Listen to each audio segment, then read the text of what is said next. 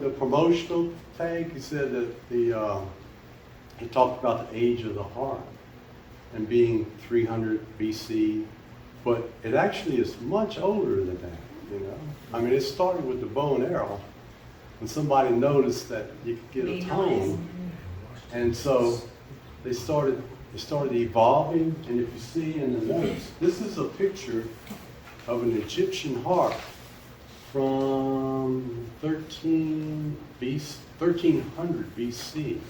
And the harp is actually, that's the real harp, and it's in the Metropolitan Museum of New York. Have you seen it? No, I didn't see it. Okay. But I didn't see that. And also you can see, like, they played, there's relief carvings in the tombs of the kings, and they had pictures of people playing harps. But this one is, there's one thing missing on this harp. You can see a lot of strings coming down, and you see this is the sound box. This is to make it louder, you know, just like this sound box here. And they got little pins up there, it looks like, to adjust the tension. But they don't complete the harp. They don't have this post here. I imagine if you kept tightening the strings, eventually it snapped, right? You know, that was a weakness there. And I think that's what they were saying, that this shape started to come about later on, maybe 300 BC. Well, I'm sure it evolved. Yeah, it It evolved. evolved, you know. This and comes from a piece of music that goes back to the year 474 BC. And they actually found not just the words, but the music that goes with it. You sing Greek modes because they worked on it for a long time, trying to figure out what they sound like. Mm-hmm. Yeah, and this one is now in 2024, if my calculator is doing correct, this was first performed 2,498 years ago. So 2 more years we'll come back and we'll play the 2,500th anniversary. So see if I can get this right. Gotta get in our time machine. All right, so we're back in ancient Greece.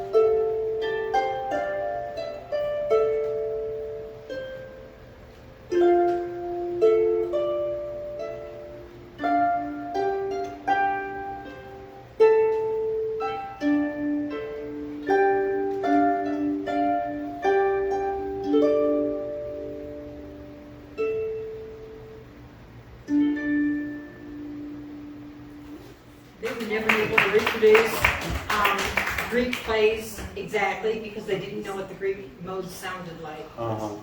It's been like 20 years ago, 30 years ago, somebody told me that. So, and I knew they were working on it. This is really cool. Yeah, Yeah. that has like a call and response effect. Is that to replicate the Greek chorus? I just know that, you know, there's some scholars, that transcribed it. And, But the poem response is still a common theme in some other venues too. well, it was, and there was words that went with it too, and it was a tribute to a battle that was, you can Google it and find the story behind it, but yeah, so maybe it matched the meter of the poem, you know. This is Brian Boru's march.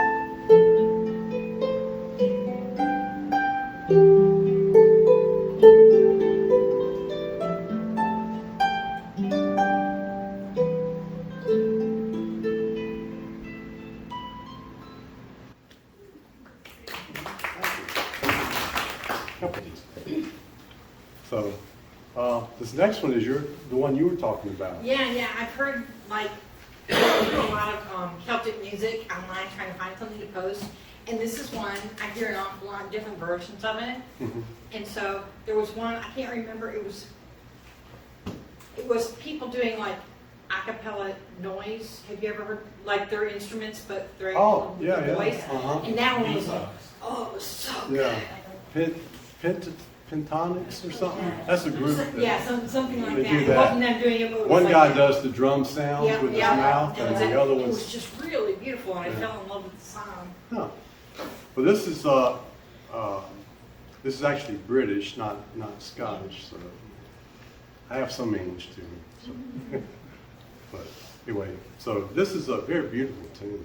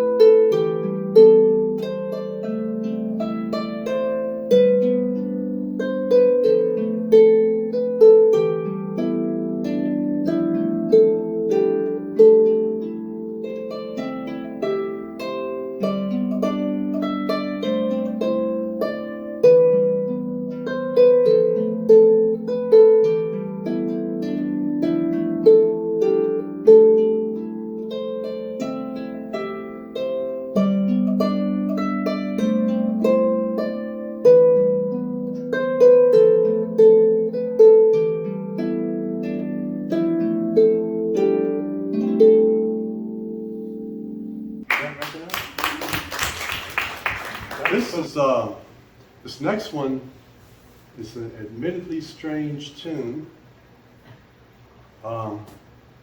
It's the Seal Woman's Sea Joy. And they used to sing this song as they found this was the old manuscript, and they used to sing this song to attract the seals to the shoreline. And when one of them got close enough, it became dinner. Yeah. Bash them on the head, make dinner. Yeah. Well, this was, you know, you think back in these days, there's no grocery stores, no refrigeration, no Walmarts, no, if you didn't catch something, you didn't eat, Yeah. you know? So life was hard. And it was hard for everybody, including the seals. So, you know, it was a different time. But what I'm going to do is play the tune as they would sing it with this little drone to it, and then I'll add a little embellishment like a pipe would, and then the second time it's going to be a little more sinister, and then the third time it's going to be the seal, you know. Screaming. No, going on to Crossing the Rainbow Bridge. if you look at these two pictures here, I want to tell you something about it. Those are AI generated pictures. I didn't, you know, I said, well, where am I going to find a picture about this? So I went to Bing, which has that chat GPT on it, and it had AI drawings. I said, draw me a picture of a woman singing to seals on a Scottish beach. And it does And it? yeah, and a second later, pow, look at it. It added the birds, it added the sunrise. I mean, it just was beautiful. And then I said, okay, I like that. All right, now send me a picture of a seal spirit on a Scottish beach. And it popped this up. Wow. That's cool. Yeah, you ought to try it out. It's really, it's fun. Yeah, it's fun. And it could, you know, it could give you inspiration. You might not like it perfectly. If you were doing a painting, you could get a head start and then do your own version of this. You know? Yeah. So, but anyway, I just thought that would help tell the story, those little pictures. So here we go. This is what they used to sing.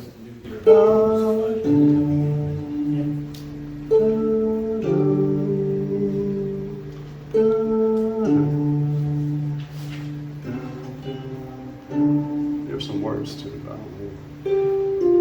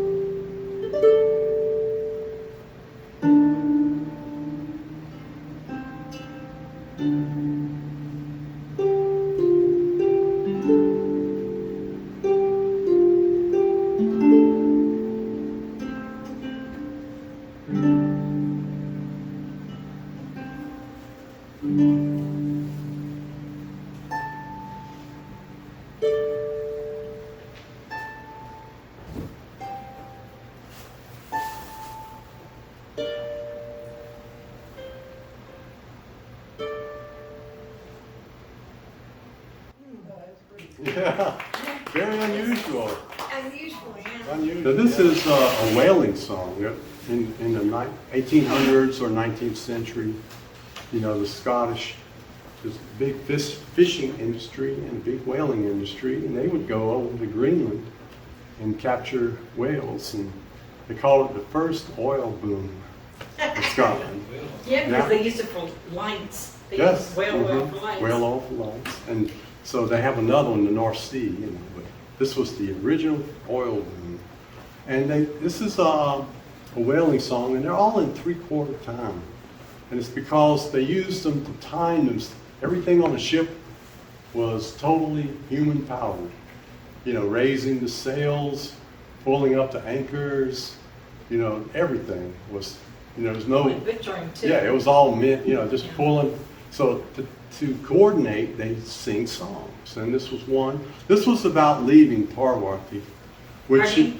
Tarwathie, Okay. farewell to Tarwathie, leaving Because they didn't know they'd come back. These were Yeah. very dangerous jobs that they did. So this is the tune.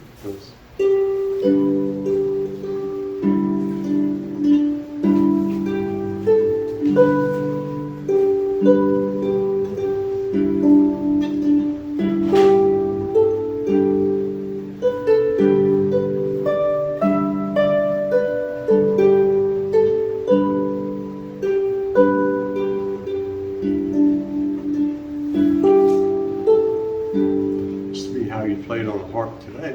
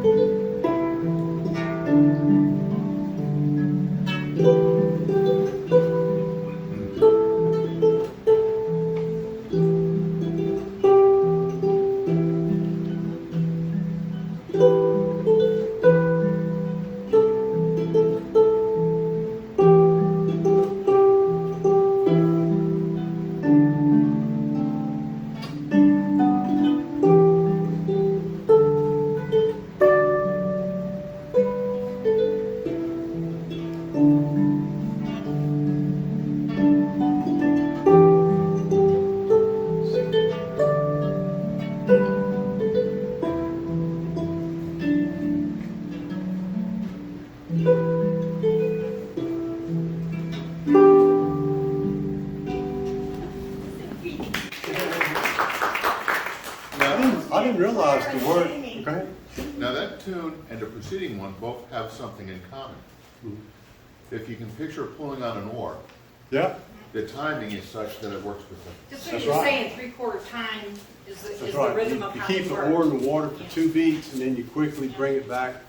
So the oar is always pushing water, and that's how they timed it. Now that one was a little fast. The captain wanted to go water skiing or something. No, that was like escaping, right? So they probably were rowing that fast. Anyway, I found out, I didn't know that the words to on the Outlander, I thought they made that up for the show. That was actually original, yeah, that was Robert Louis Stevenson. He absolutely hated. Yeah, he hated the original, he hated the other, the other lyrics. I got, That's pretty specific.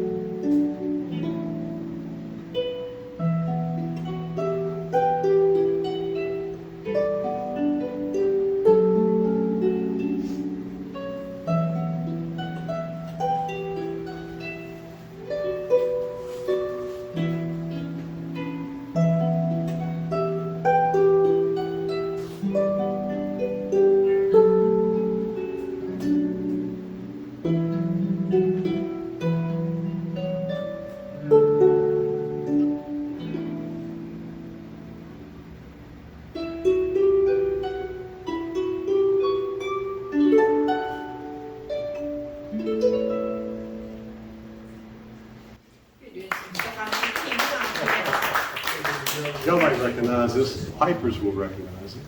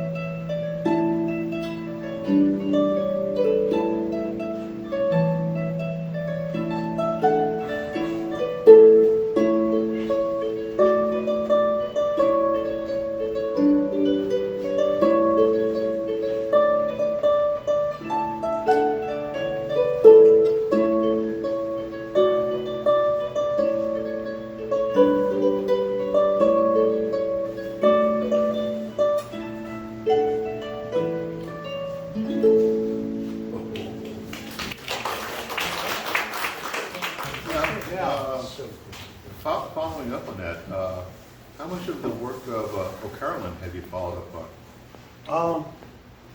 That's the Irish side of the... Yeah, the Irish side. Play a real quick one here.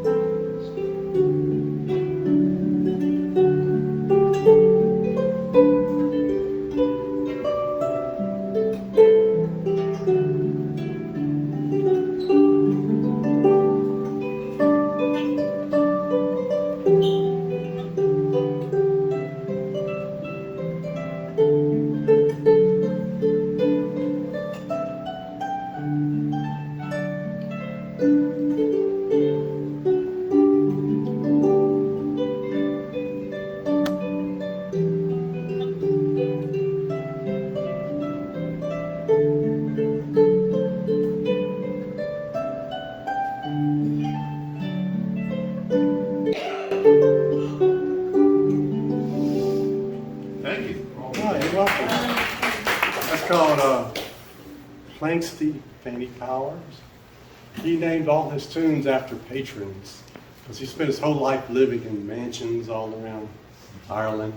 Well, he was blind and Yeah. he actually survived by the graces of others as he composed the music. Mm-hmm.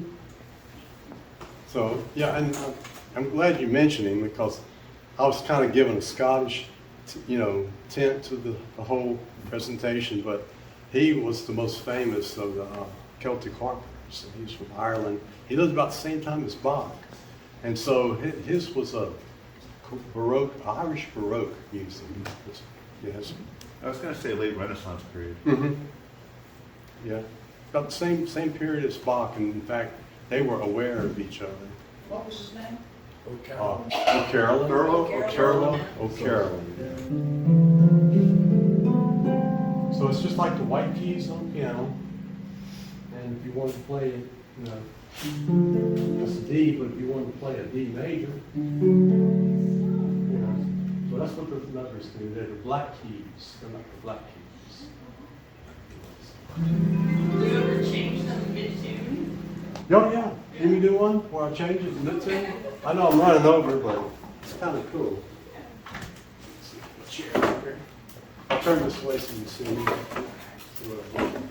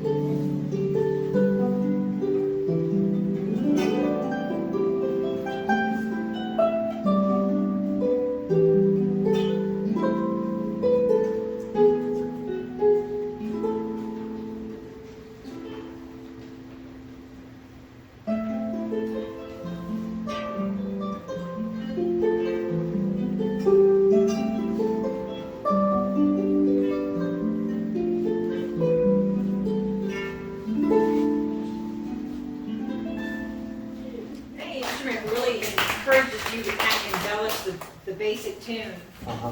and enhance it.